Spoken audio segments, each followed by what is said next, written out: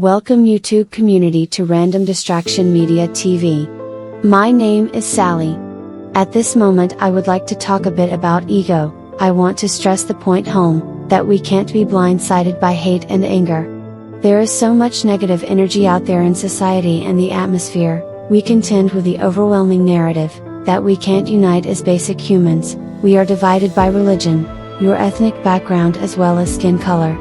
There are so many positives to gain from uniting, yet humanity cannot come together.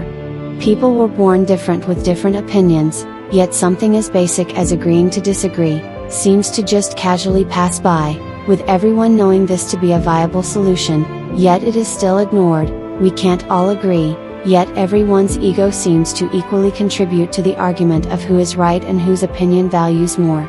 Life is so important yet short. You get this one opportunity to live, based on what is known, and the thing is, we are living the most important age of all time. Just stop and think about that for a minute. Pause this video if you have to, but truly think about it. We are living in the age of information, where you can do your own research on anything. A vast amount of information is just floating out there, yet people still accept the false narratives and agendas from anywhere. Most people are even still too lazy to look and get verification for themselves. So with that said, it's clear that some people are not even moved by their own ideas, but the influence of others like their favorite superstar, media personality, the music, news, TV shows and movies. What is shown or said on any one of these platforms, in the wider electronic media arena, and it could spark any group to become defensive offensive and may result in the cancellation of anyone once the wrath is incurred by said group that was offended. However, I can't see the canceling of someone to be humane either, for such a sensitive society. How comes no one sees the other side? How is stopping someone's livelihood possibly be the answer?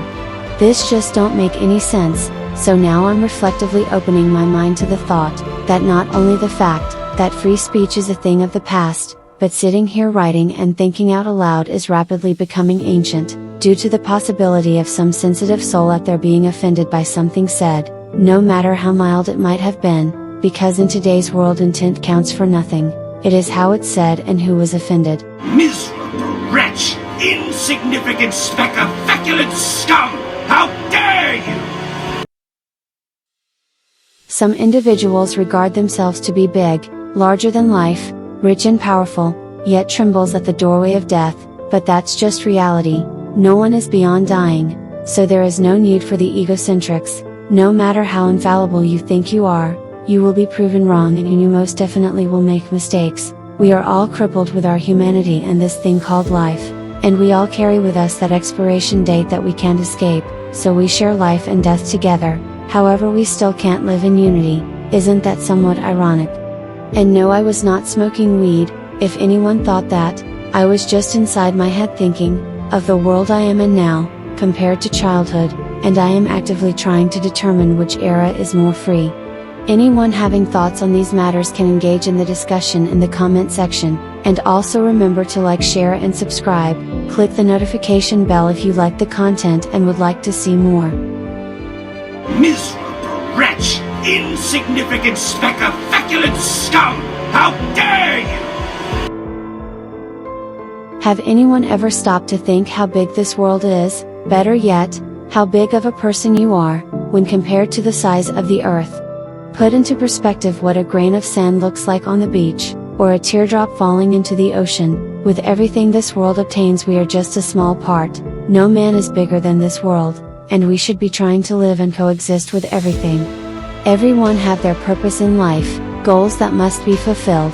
However, not because someone falls behind in what they might have achieved, it's still unacceptable to put down, humiliate, ridicule or bully anyone with hateful words due to their lack of achievements or possessions. I have heard of people being called a nobody, worthless, trash, scum, bum, etc., yet some of these person would have been much stronger than who they were being bullied by, especially due to their circumstances and countless obstacles that stood in their way. Sometimes people are at the edge and that one word of discouragement pushes them over their limits. However, it's fundamentally a fact that the argument goes the absolute opposite as well. One word of encouragement could turn someone's life completely around. yet it doesn't happen quite as often. People tend to let their achievements, status in life drive them to treat people awful. In many cases some people on the other hand don't achieve anything but display similar behavior in treating people badly. In conclusion, humans can absolutely be horrible to each other. But just imagine to this planet what each of us would look like, how small we actually are, a grain of sand on the beach, a teardrop in the ocean. This should leave you thinking, why do we even have egos? Miserable wretch! Insignificant speck of feculent scum! How dare you! Now to think even the Earth is such a small part of our galaxy, and in comparison to the vastness of the Milky Way, you could not readily identify where it's located. So to navigate our own thoughts, reaching a state where you have a mental calmness with quieted introspection, you will find that life in itself should be worth more than everyday quarrel, misunderstandings, grudges, hate, envy, and warfare caused by greed. The fact that life is so short, shouldn't it be more valuable? However, I am not suggesting because life is short we should all sing kumbayas and hold hands. That's definitely not what I am saying. You do have natural elements that just don't mix, for example fire and water, or even water and oil. Though natural elements, they just don't go together. It's the very same for individuals, where you have personality clashing. Some people might be extroverts, and others might be introverts. Some people are pessimist, and others might be optimist. Whatever the difference are, people are just different. So the point is, why when obvious differences are identified in people, we don't just move on and move forward? Whether it's relationships or friendships, this would be the most natural thing to do, to utilize our precious time on this planet wisely. This would be the most obvious choice for peace and tranquility, but we don't do this. We instead revert to the false narrative fed to us by mass media, that opposites attract, hence we choose madness and chaos.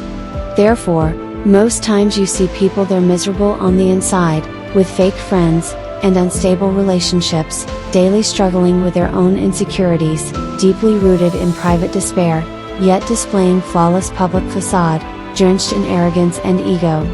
This in my opinion is foolish and a waste of valuable time that we don't have in abundance. Instead, let's find people we share things in common with, spend time together, enjoy their company, travel the world together and discover new places, live the one life you have to the fullest, so when our time have expired, we have nothing to regret. We would have lived, shared and loved. Miserable wretch! Insignificant speck of feculent scum! How dare you! This thing called time is the respecter of no one, therefore we need not be so proud, for just a flicker in time to our universe, and our lives would have already expired for thousands of years.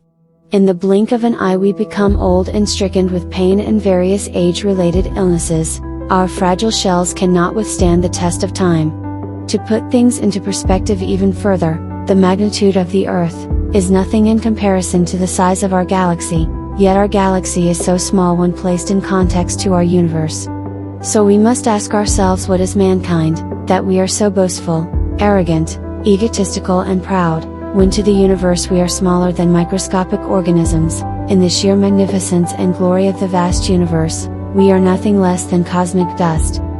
Knowing this, why are we still so proud and arrogant? Why so much ego?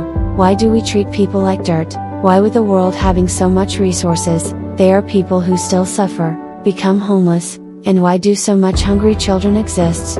Why aren't there any utopias? If we continue in this direction, even the air we breathe will cost us money. Resources that exist for our natural survival and is free, we have to now pay for it. Whose design is it, that the very drinking water is now a major business? It's like the more modern the times become, the more elaborate we get at treating life like commodities. Miserable wretch! Insignificant speck of feculent scum! How dare you! We are nothing but mere mortals, affected and afflicted by time, social creatures yet influenced by hate, envy and greed. There is good and evil in everyone, and the capacity to do good or bad, rest with each person's moral compass. However, I have seen, the amplitude of each person's will to do good have shifted, mostly towards the negative, as the good fiber of family structure has disintegrated.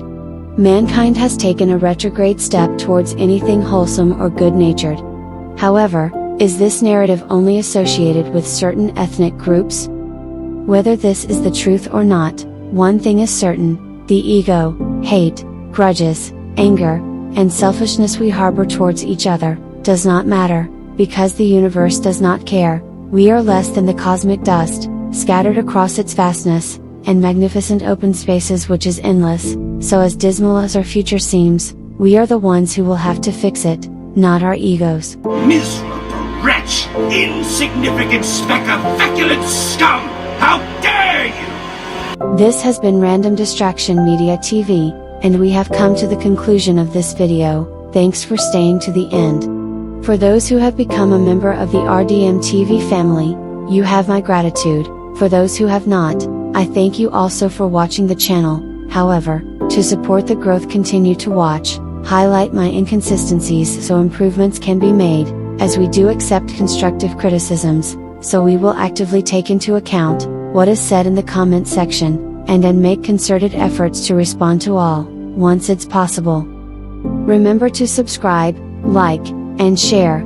Also click the notification bell, so that you will be alerted once any new content is uploaded. And everyone involved in the growth of this channel, I want to give a special thanks to all who have any input, no matter how small it is, especially for the watching of videos, promotion among friends, in addition, helping to add subscribers. I will be forever grateful. Once more, thank you and have a blessed one.